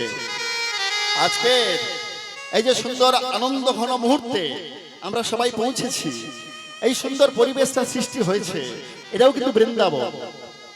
আমি তো বলি, শাস্ত্র বলে বৃন্দাবন কোনটা না, যেখানে হয় হরিনাম সংকীর্তন, যেখানে হয় ভক্ত সমাগম, যেখানে হয় ভগবানের আরাধন, যেখানে রয় তুলসী কানন, সেই স্থান হয় মধুরাদপি মধুর বৃন্দাবন। নিদাই গৌর প্রেমানন্দে হরি হরি। দেখুন না কেমন করে ভক্তরা আসছে, এখানে প্রণাম করে বসছে, আবার উঠে যখন যাচ্ছে প্রণাম করে উঠে যাচ্ছে। এই জায়গায় অন্য সময় কেউ প্রণাম করে? এই মাঠে অন্য সময় কেউ প্রণাম করে? বলছে না না, কেউ করে না, কিন্তু আজকের করছে। কেন না, তারা জানে আজকের এই জায়গাটা শুধুমাত্র জায়গা নয়। আজকে ছোয়ানি, গ্রামের নামটা ছোয়ানি তো, 1 নম্বর ছোয়ানি জায়গাটা আজকের শুধু জায়গা না, এটা হয়েছে বৃন্দাবন। যেমন ওই উত্তরপ্রদেশের বৃন্দাবনে গেলে যে পুণ্য ফল লাভ করা যায়, সেই শ্রদ্ধা, সেই ভক্তি যদি এই স্থানে আপনাদের থাকে, দেখবেন সেই পুণ্য ফল লাভ কিন্তু হবে। ভগবান বলেছেন, শাস্ত্রে সুন্দর করে বলে দেওয়া রয়েছে, যেই নাম সেই কৃষ্ণ। এই নামই হলো কিন্তু ভগবান কৃষ্ণ। এই জন্য যেখানে হরিনাম হয় ভগবান সেখানে এসে উপস্থিত হন। আমরা তো সবাই দুঃখী, সবাই যন্ত্রণায় রয়েছি, কিন্তু হরিবাসরে যখন আসি কোনো দুঃখ থাকে? এই মুহূর্তে আমাদের মধ্যে কোনো দুঃখ আছে মা? কোনো কষ্ট আছে? কোনো যন্ত্রণা আছে কি? এটা তো বৃন্দাবন, আমরা বৃন্দাবনে এসেছি। তাই আজকে এই জায়গাটি যেমন করে সুন্দর বৃন্দাবনে পরিণত হয়েছে, ভগবান সুন্দর করে শাস্ত্রে বললেন, যেই নাম সেই কৃষ্ণ ভজন নিষ্ঠা করি, নামেরও সহিতে আছেন আপন শ্রীহরি। এই নামের মধ্যেই কিন্তু ভগবান রয়েছে। আমরা যদি শ্রদ্ধা করে ভজন সাধন করতে পারি, তুমি অবশ্যই ভগবানের কৃপা, ভগবানের প্রেম লাভ অবশ্যই করবে। অনন্য চিন্তয় তোমাং যে জনা পর্যুপাস হতে তে সঙ্গ নিত্যাভিযুক্তানাং যোগক্ষেমম বহামহম। গীতার 9ম অধ্যায়ের 22 নম্বর শ্লোকে ভগবান পরিষ্কার করে বললেন, তোমাদের যার যা প্রয়োজন ভগবান নিজে মাথায় করে নিয়ে আসবে, কোনো চিন্তা করতে হবে না। তাহলে আমাদের এত দুঃখ কেন? তাহলে আমাদের এত যন্ত্রণা কেন? আরে যন্ত্রণা কেন জানো? ভগবান আমাদের যেটা দিয়েছে এটাতে আমরা সন্তুষ্ট নয়, তাই না? আমার যদি 1 তলা বাড়ি হয়, মনে হচ্ছে কেন আমার 3 তলা বাড়ি হলো না। আমার যদি 5 লক্ষ টাকা থাকে, আমার মনে হচ্ছে কেন 5 কোটি টাকা আমার হলো না। হ্যাঁ ভক্তমন্ডলী, আগে ফ্যান ছিল না, এখন কিন্তু ফ্যান হয়েছে, তবুও ভাবছি আমার বাড়িতে কেন এসি লাগানো হলো না। তাহলে আমাদের চাহিদা যত বাড়তে থাকবে, জীবনে দুঃখ তত বাড়তে থাকবে। বলছে না না, এটা করতে নাই, আমাদের যার যেটা প্রয়োজন ভগবান আমাদের সেটাই দিয়ে পাঠিয়েছেন, চিন্তা করো না, শুধু ভগবানকে ধন্যবাদ দাও, যেটা পেয়েছি অনেক পেয়েছি। হ্যাঁ, ভগবানের আরাধনা করলে যার যেটা প্রয়োজন ভগবান আমাদের কাছে পৌঁছে দেবেন। তাই নারদমুনি আজকে ভোলানাথকে আমন্ত্রণ করে, সবাইকে নিমন্ত্রণ করে এবারে চলছে বৃন্দাবনের পথে। এই জায়গাটাও বৃন্দাবন, তবে এটা হচ্ছে অনিত্য বৃন্দাবন। কেন অনিত্য? যতক্ষণ হরিবাসর হবে বৃন্দাবনটা থাকবে, কিন্তু আমাদের মনটাকে নিয়ে যাবো নিত্য বৃন্দাবনে, উত্তরপ্রদেশের বৃন্দাবনে। সবাই মিলে হাতে করতালি দিয়ে রাধা নাম গাইতে গাইতে যাব সেই শ্রীমধুর বৃন্দাবনে, মনটাকে নিয়ে যাব। চল রে আমার মধুর বৃন্দাবন, যমুনার ধারে ধারে তোমালে দিব।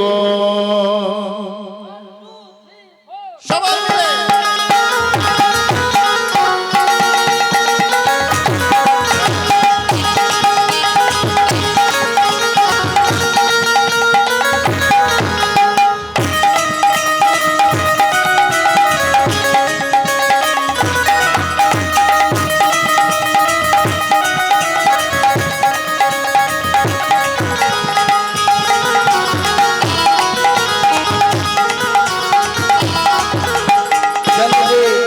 আমার মন ওই মধুর বৃন্দাবন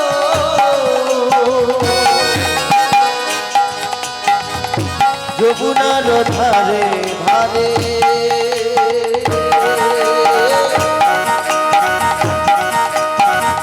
কমলের বন চল রে আমার মন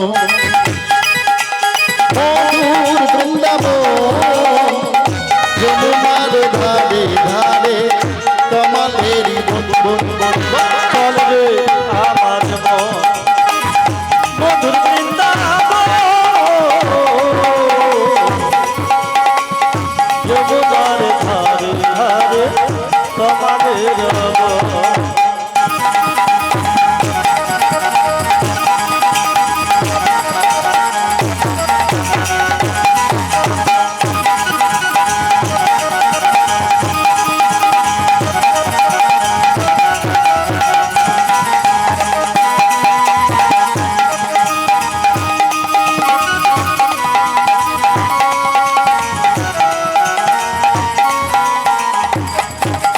শ্যাম কুণ্ড রাধা কুণ্ড গোবর্ধন যমুনার ধারে ধারে কমলেরি বন বন বন। কুঞ্জ রাধা কুঞ্জ গিরি গোবর্ধন যমুনার ধারে ধারে কমলের বন। শ্যাম কুণ্ড রাধা কুণ্ড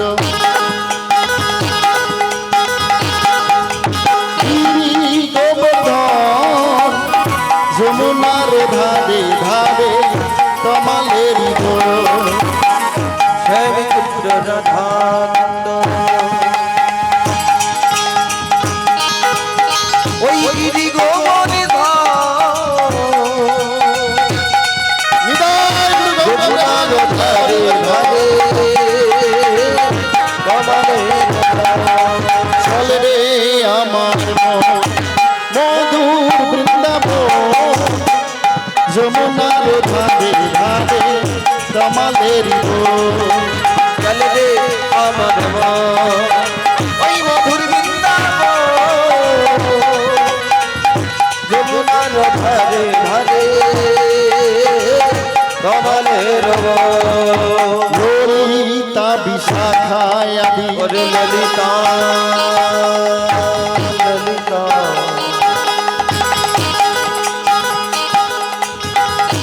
ও বিশাখা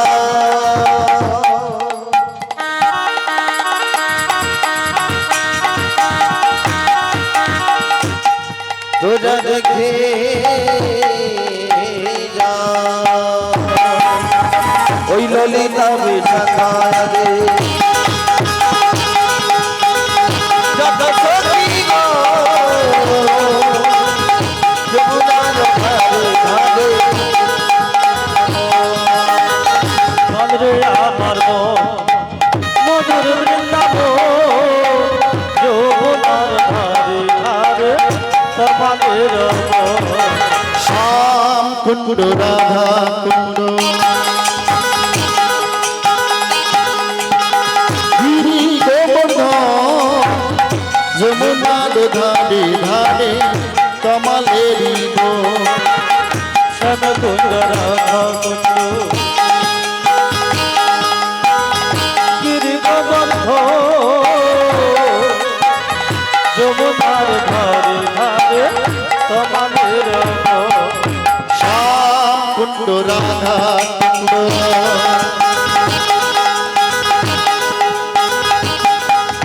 গিরি গোবর্ধন যমুনার ধারে ধারে কমলেরি বন।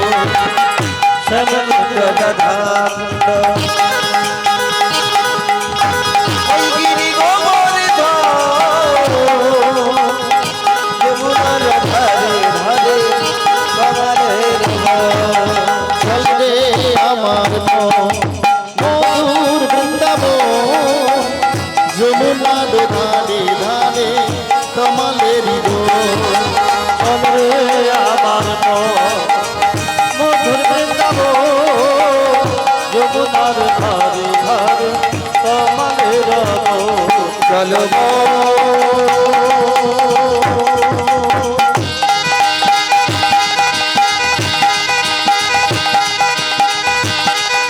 ওই তো বৃন্দাবন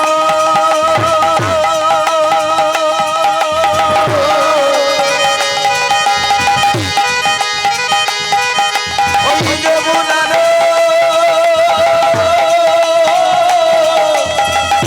ধারে ধারে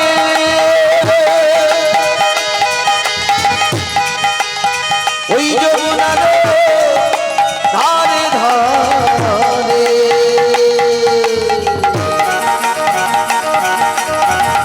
কমলের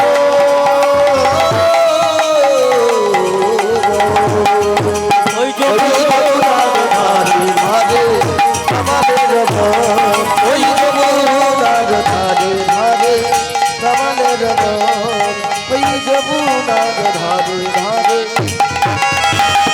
वृंदावन नाम की श्याम कुंड की राधा कुंड की कृष्ण कन्हैया लाल की राधा रानी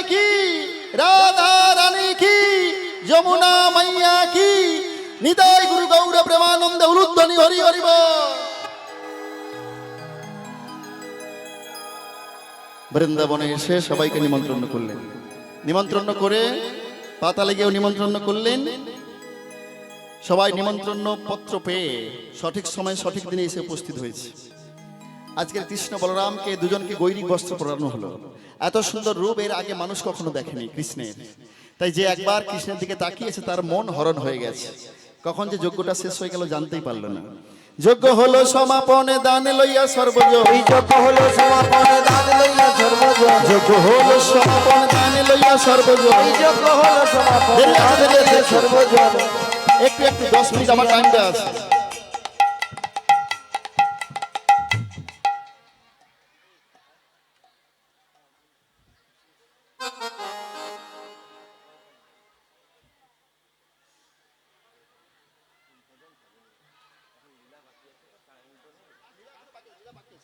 লীলা একটু বাকি আছে, লীলা বাকি আছে। আর যদি সম্ভব হয় আমি অবশ্যই গাইবো, কোনো অসুবিধা নেই। একদম একদম কোনো সমস্যা নেই। যজ্ঞ হলো সমাপনে দান লইয়া সর্বজন, যজ্ঞ হলো সমাপনে দান লইয়া সর্বজন। ফিরিয়া চলিল সবাই আপন ভবনে, ফিরিয়া চলিল সবাই আপন ভবনে, ফিরিয়া চলিল সবাই আপন ভবনে, ফিরিয়া চলিল ফিরিয়া চলিল ফিরিয়া চলিল ফিরিয়া চলিল আপন ভোজনের পথে, ফিরিয়া চলিল ওই আপন ভবনের পথে ফিরিয়া চলিল, আপন ভবনের পথে, ফিরিয়া চলিল আপন ভবনের পথে, ফিরিয়া চলিল আপন ভবনের পথে, ফিরিয়া চলিল আপন ভবনের পথে, ফিরিয়া চলিল ফিরিয়া চলিল ফিরিয়া চলিল আপন ভবনের পথে, ফিরিয়া চলিল ওই আপন ভবনের পথে ফিরিয়া চলিল। কৃষ্ণ বলরামের উপনয়ন যজ্ঞ হলো। এরপরে কিছুদিন গত হওয়ার পরে কৃষ্ণ বলরাম কি করেছে, দুজন পিতা মাতাকে প্রণাম করেছে। প্রণতি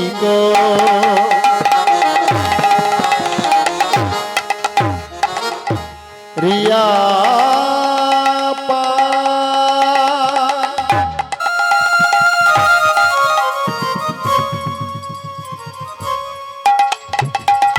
কহিছে যা দেবরা,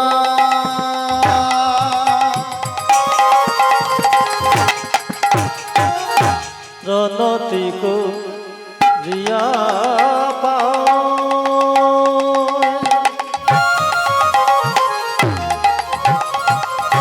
চলে যা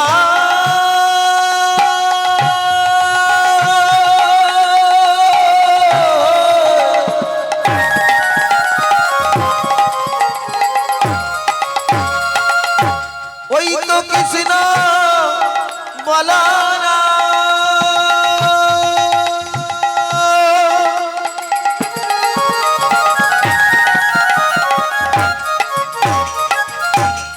জননী চরণে মিনতি জানায়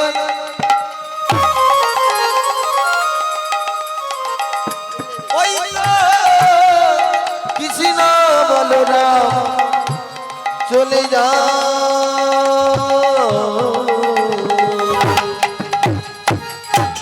রণদিকো করিয়া পা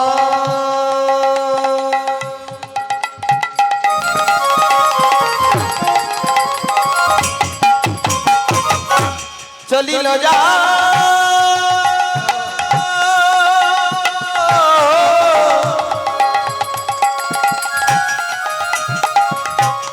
যাদবরা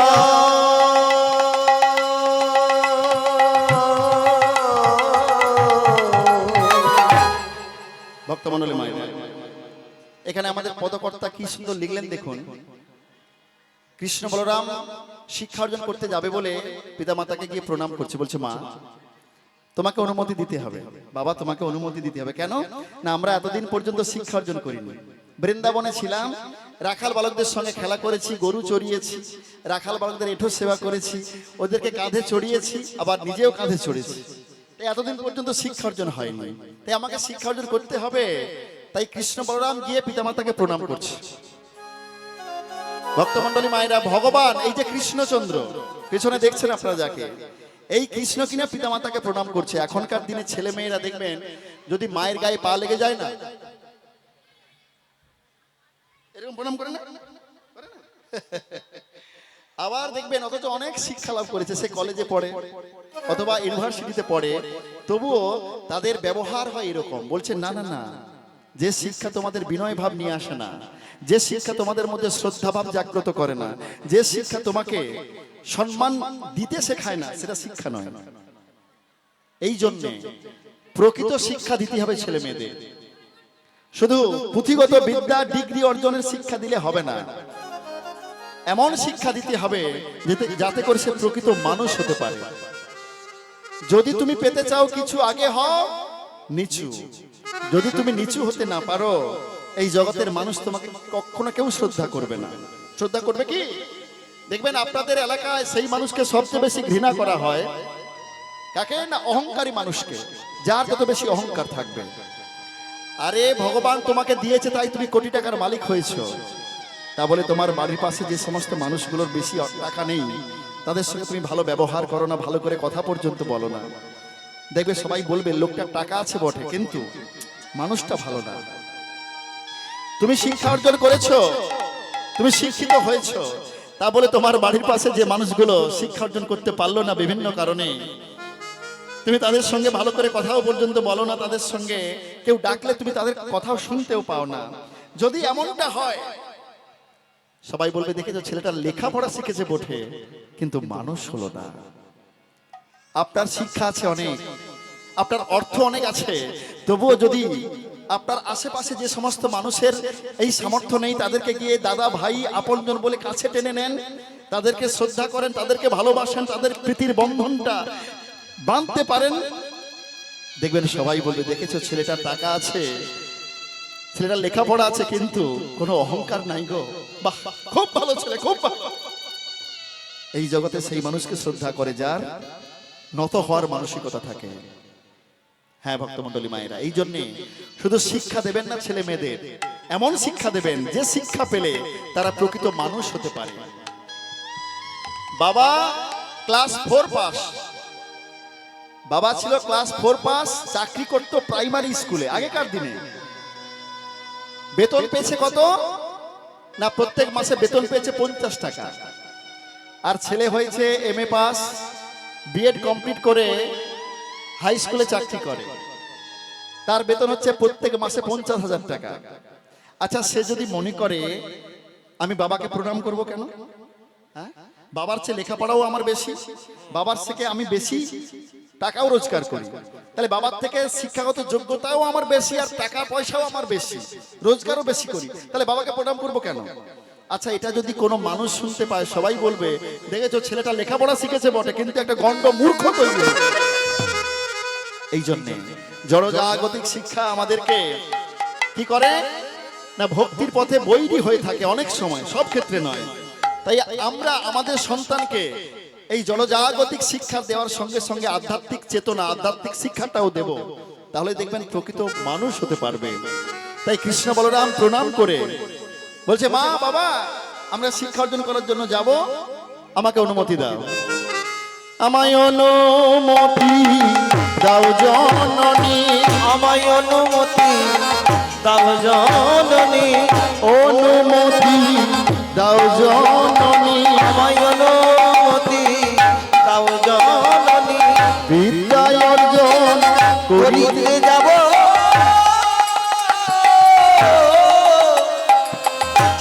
আমায় অনুমতি দাও জননী, বিদ্যায় অর্জন করিতে যাব, অনুমতি দাও জননী, বিদ্যায় অর্জন করিতে যাব অনুমতি দাও জননী, বিদ্যায় অর্জন করিতে যাব।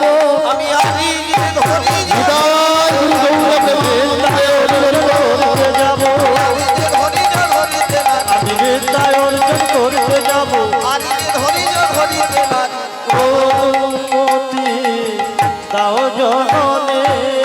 তারাই উপর্ণীত অবন্তী নগরে, তারা উপর্ণীত অবন্তী নগরে। কৃষ্ণ বলরাম দুজনে পিতামাতার অনুমতি নিয়ে অবন্তীনগরে শান্তিপুনে মনির আশ্রমে এসে গুরুদেবের চরণ জড়িয়ে ধরেছে। গুরুদেব আপনি আপনার চরণে আমাকে ঠাঁই দেন গুরুদেব। আমরা অনেক দূর থেকে ছুটে ছুটে এসেছি আপনার চরণে শিক্ষা লাভ করার জন্য। কে তোমরা, কারা এসেছো আমার কাছে? হ্যাঁ, তোমরা কোথা থেকে এসেছো? তোমাদের বংশ পরিচয় কি? তোমাদের পিতামাতার নাম কি? তবে এটুকু মনে হচ্ছে, তোমরা যখন আমার চরণে প্রণাম জানিয়েছো, আমার দেহের মধ্যে, আমার অন্তরের মধ্যে এক অনাবিল আনন্দ অনুভব করেছি। তোমরা যখনই এসেছো আমার দুয়ারে, আমি পেয়েছি সুন্দর সৌরভ, পদ্ম পরাগের সেই মিলিত সৌরভ পেয়েছি। আমি পেয়েছি চন্দনের গন্ধ, আমি পেয়েছি কর্পূরের গন্ধ। তোমরা কোনো সাধারণ সন্তান হতেই পারো না।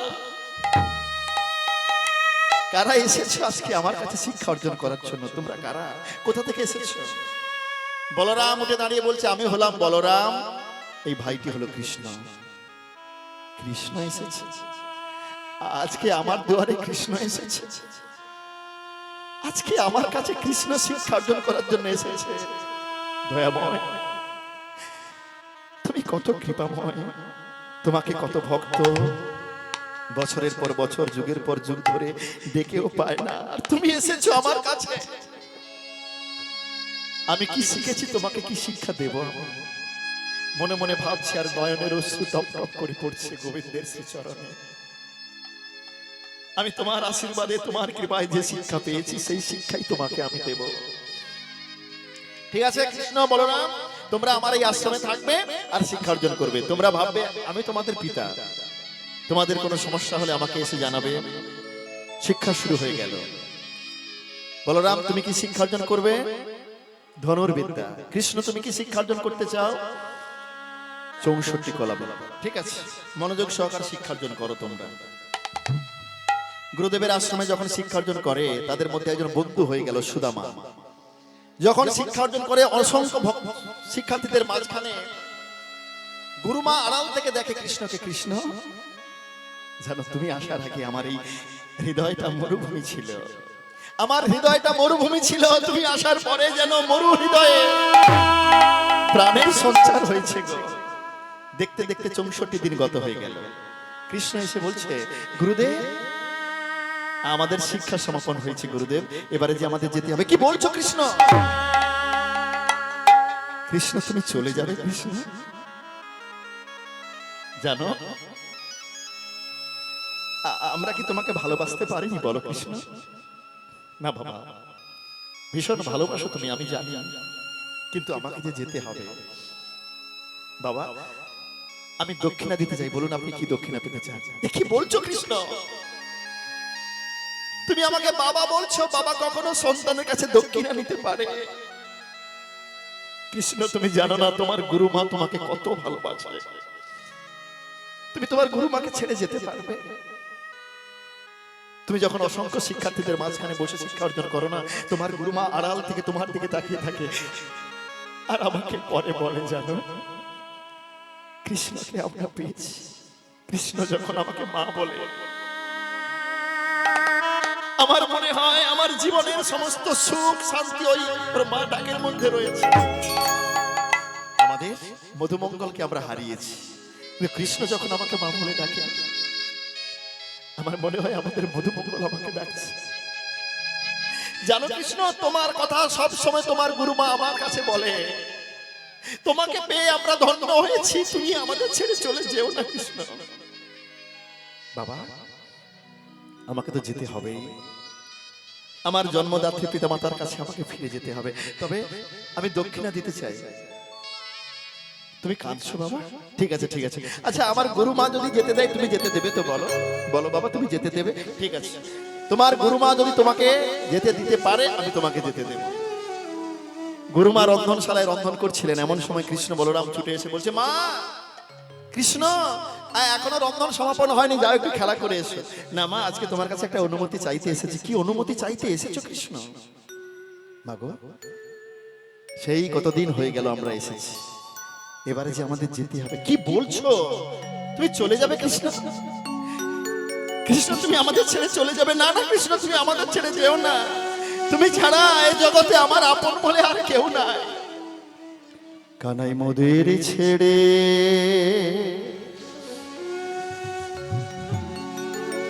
অমন করে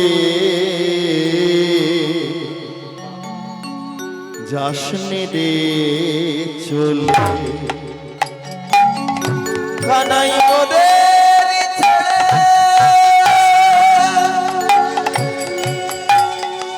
অমন করে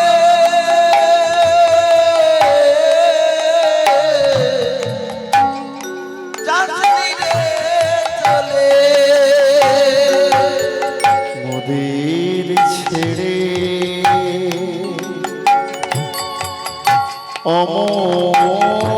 অমন করে যাসনে রে চলে। কানাই মোদের ছেড়ে অমন করে যাস না রে চলে। তুই বিনে ভব মাঝে কানা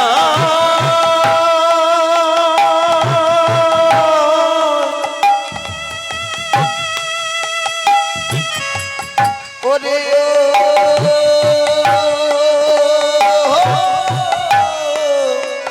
কানা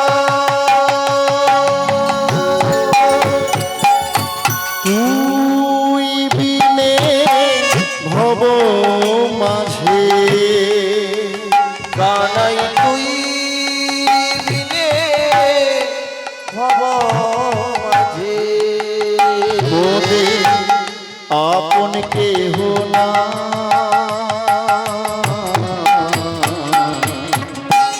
যাস না রে চলে। কানাই মোদের ছেড়ে অমন করে যাস না রে চলে। কি করে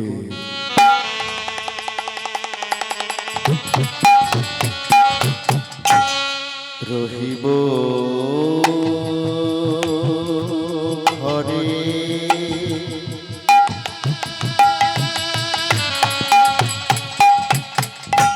কৃষ্ণ বলে ডাকিব কারে।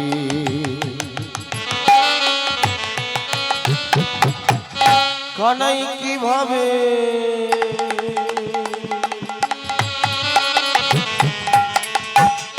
রহিব ঘরে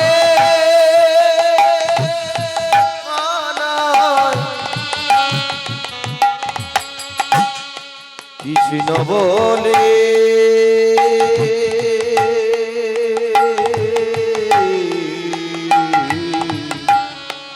ডাকিব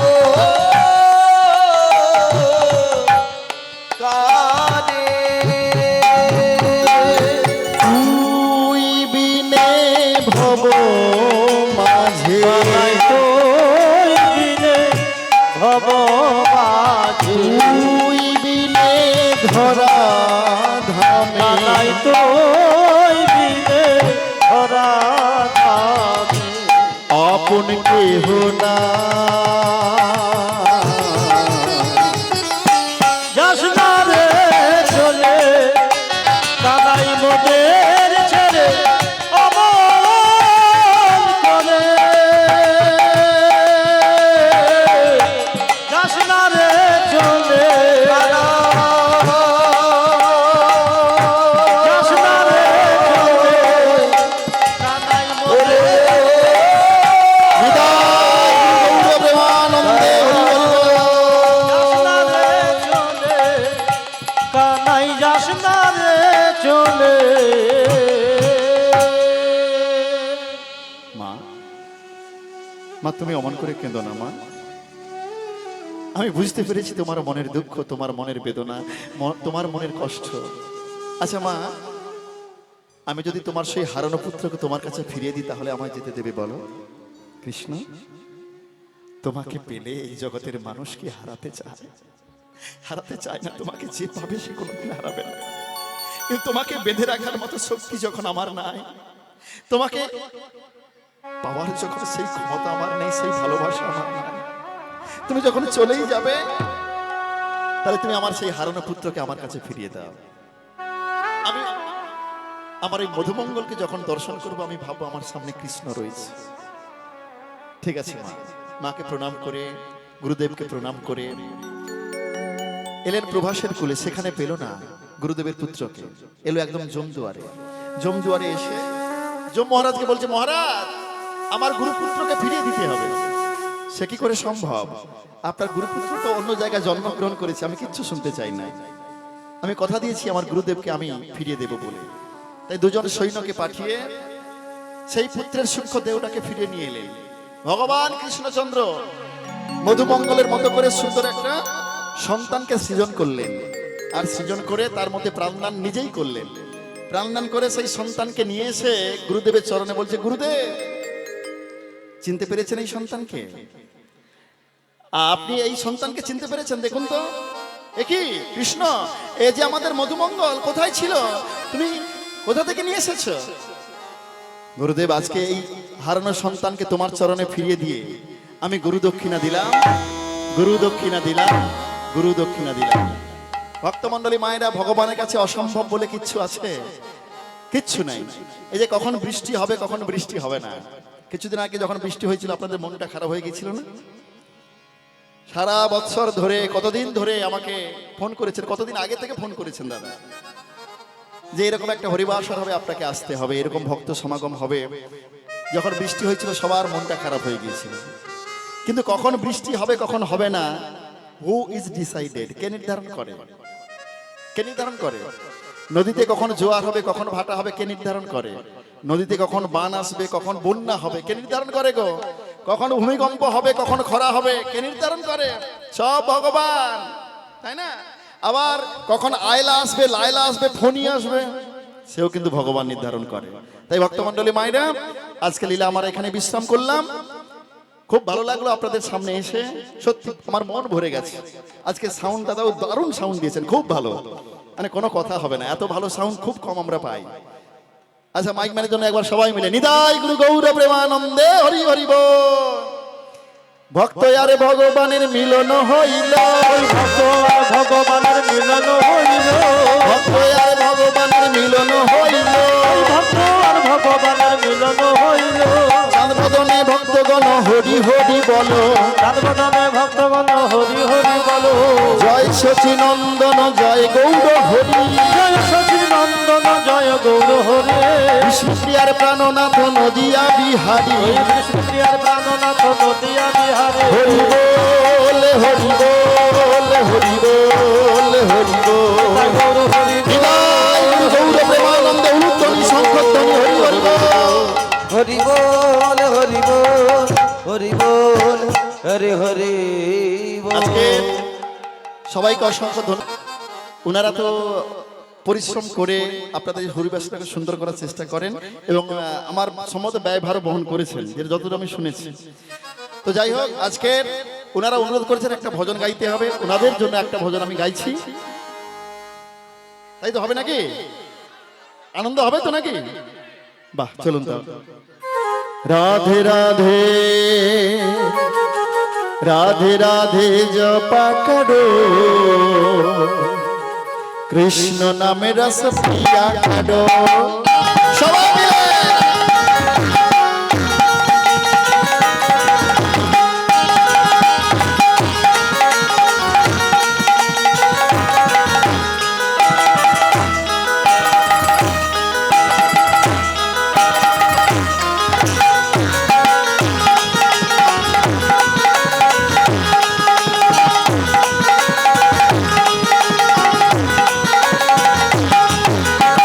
राधे राधे जपा करो कृष्ण नाम रस दिया करो राधे राधे जपा करो कृष्ण नाम रस पिया करो राधे राधे जपा करो कृष्ण नाम रस पिया करो राधे राधे जपा करो कृष्ण नाम रस पिया करो राधे जपा करो कृष्ण नाम रस दिया करो राधे राधे राधे राधे राधे राधे जपा करो कृष्ण नाम रस पिया करो राधे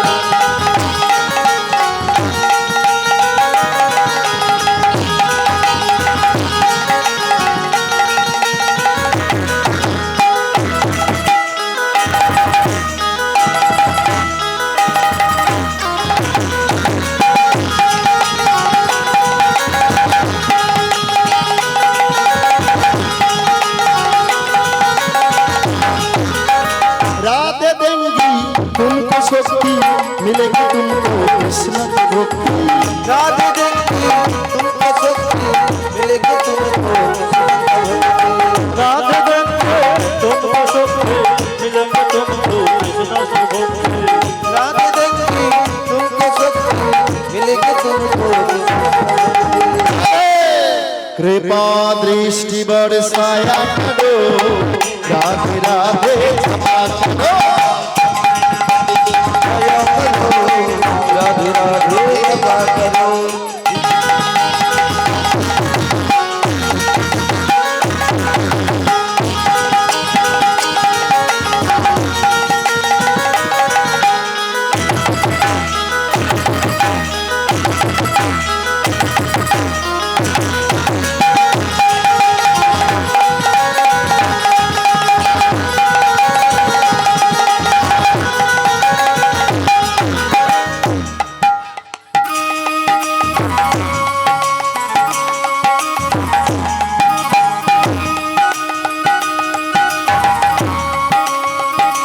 राधा रानी हे महारानी वही मायून को सब जगह जाने राधा राधे हे महाराधे महिमा उनको सब जग जाने चरण शीश झुकाया करो राधे राधे